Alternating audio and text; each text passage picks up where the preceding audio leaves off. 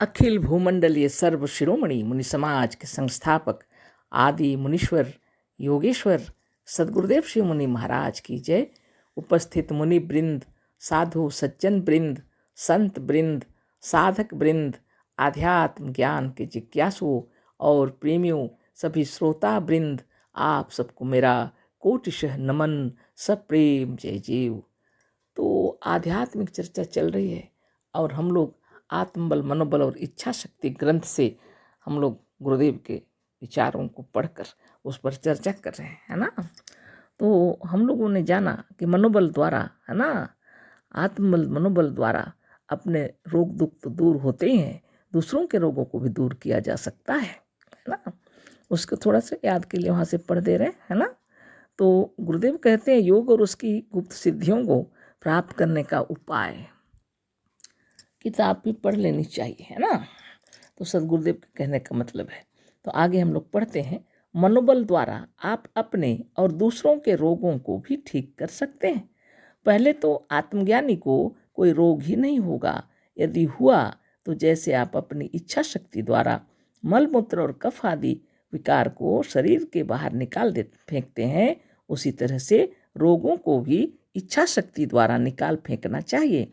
निरोग होने के उपाय को यदि विस्तार से जानना हो तो हमारी बनाई हुई पुस्तक निरोग होने का अद्भुत उपाय देखिए। यहाँ तक हम लोग पढ़ चुके, मैंने बातें हो चुकी थी, पढ़ाई तो आगे तक हुई थी। आगे देखते हैं, जैसे आप दूसरों के शरीर से आभूषण और कपड़ों को उतार कर अलग कर देते हैं, उसी तरह से दूसरों के शरीर से आप उसके रोगों और दोषों को भी अपनी इच्छा शक्ति द्वारा उतार कर फेंक सकते हैं। यह उतारना और दूर करना या अलग फेंक देना केवल मन की कल्पना द्वारा होगा। किसी के शरीर के विकार और दूर करने के लिए आपको मनोबल की बहुत आवश्यकता पड़ती है, मतलब, है ना। इसमें आप उसी वक्त सफल होंगे जब आप पर या आपकी शक्तियों पर रोगी को भी पूर्ण रूप से विश्वास हो। हमने इस तरह से 500 रोगियों को एक ही दिन में अच्छा कर दिया है, सदगुरुदेव बतला रहे हैं, है ना। तो पहले तो आत्मबल, मनोबल और इच्छा शक्ति अपने आप में भरपूर होनी चाहिए। अगर आपकी इच्छा है कि दूसरों के रोगों को हटा देने की इच्छा करते हैं तो आपको अच्छा साधन करना पड़ेगा, है ना। अपना आत्मबल, मनोबल और इच्छा शक्ति भी उत्तम कोटि का हो। साथ ही अपने प्रभावशाली व्यक्तित्व भी होना चाहिए जिस पर लोग भरोसा और विश्वास कर सकें। जब किसी को भरोसा होगा, विश्वास होगा, तो आपके आशीर्वाद से उनका रोग दूर हो सकता है आपकी इच्छा शक्ति द्वारा। तो गुरुदेव के कहने का मतलब है, जैसे किसी का वस्त्र को अगर हम चाहें, वो चाहे तो उसको सहयोग करते हैं ना। रोगी सब बीमार रहते हैं, रोग दुख दूर तकलीफ, तो कभी किसी छोटे बच्चे को या बड़ों का ड्रेस बदल देना पड़ता है। उसी प्रकार से अगर हो सके तो किसी के शरीर में अगर बीमारी है और आप इच्छा करते हैं कि उसका रोग अच्छा हो जाए तो अच्छा हो जाएगा, यदि आप अच्छा साधन करते हैं। आपके अंदर अगर आत्मबल, मनोबल और इच्छा शक्ति है, भरपूर है, और रोगी भी यदि आपके ऊपर विश्वास और भरोसा करते हैं तो उनकी बीमारी दूर हो जाएगी, है ना। तो गुरुदेव कहते हैं कि 500 रोगियों को एक ही दिन में अच्छा कर दिए। तो आगे गुरुदेव कह रहे हैं, काठ और पत्थर के देवता भी जो कुछ आपका मनोरथ पूर्ण कर सकते हैं वह आप ही के विश्वास का फल था। साधु, संत, योगी और महात्मा जो आपको निरोग कर सकते हैं वह आप ही के विश्वास के कारण। यदि आपको विश्वास नहीं होगा तो कुछ नहीं होगा। आपका मन और विश्वास यदि काठ और पत्थर को भी भगवान बना देता है तो आपकी आत्मा, मन और आपके भीतर का हम तो सचमुच भगवान है। आप निश्चय सब कुछ कर सकते हैं। इस तौर से जो अपनी आत्मा के सच्चे ज्ञान को प्राप्त कर लेगा या जो अपने सच्चे स्वरूप को जान लेगा वह कृत्य मुक्त और सफल होगा। यह मन लाखों मन सोना, चांदी, हीरा, कपड़ा और अनाज पाकर भी सुखी नहीं हो सकता। मन यदि सुखी होगा तो सच्चा ज्ञान पाकर। आजकल यूरोप और अमेरिका के पास सब कुछ है पर वहाँ सुख और शांति नहीं है। सच्ची शांति और सच्चा सुख सच्चे ज्ञान के साथ है। अपनी आत्मा व अपने स्वरूप का सच्चा ज्ञान सच्ची मुक्ति का सिंह द्वार है। बहुत बड़ी बात है। सदगुरुदेव कह रहे हैं, काठ और पत्थर के देवता भी जो कुछ आपका मनोरथ पूर्ण कर सकते हैं वह आप ही के विश्वास का फल था। तो मजहब में जो हम आत्मज्ञान का प्रचार करने मुनिजन निकलते हैं तो मजहबी लोग कहते हैं कि अरे हम लोग तो वहीं पर सारी बातों को बोल देते हैं भगवान के पास तो हमारी इच्छाएं पूरी हो जाती हैं। तो सदगुरुदेव कह रहे हैं ये अपने आप का विश्वास है, अपने मन का विश्वास और भरोसा है। अपने मन और विश्वास के भरोसा के द्वारा आप स्वस्थ और निरोग हो जाते हैं या आपकी सारी मनोकामनाएं पूर्ण हो जाती हैं। वो काठ और पत्थर की ओर से नहीं हुआ, आपके मनोरथ आपके विश्वास से पूर्ण होते हैं। संत और योगी और महात्मा को जब आप विश्वास करते हैं तो उनके आशीर्वाद से आपके रोग भी दूर हो जाएंगे। सब विश्वास का फल है ना। यदि आपको विश्वास नहीं होगा तो कुछ नहीं होगा, गुरुदेव का कहना है। तो आपका मन जो है सर्वश्रेष्ठ है और आपके मन में अगर विश्वास है तभी वह कार्य करता है। कार्य करने वाली शक्ति आपके अंदर है। आपका मन आपको निरोग कर देता है। जब आपको विश्वास हो जाता है कि ये गुरुदेव या कोई व्यक्ति जिसको आप बहुत उत्तम मानते हैं उनके आशीर्वाद लेते हैं तो आपके विकार दूर हो जाते हैं। शारीरिक, मानसिक, बौद्धिक विकार दूर हो जाते हैं आपके हृदय में उतनी श्रद्धा और विश्वास के कारण। और आपके मन में अगर विश्वास नहीं है तो कोई भी नहीं कुछ कर सकेगा। और विश्वास हो तो काठ पत्थर के देवता भी मनोरथ पूर्ण कर देते हैं, है ना।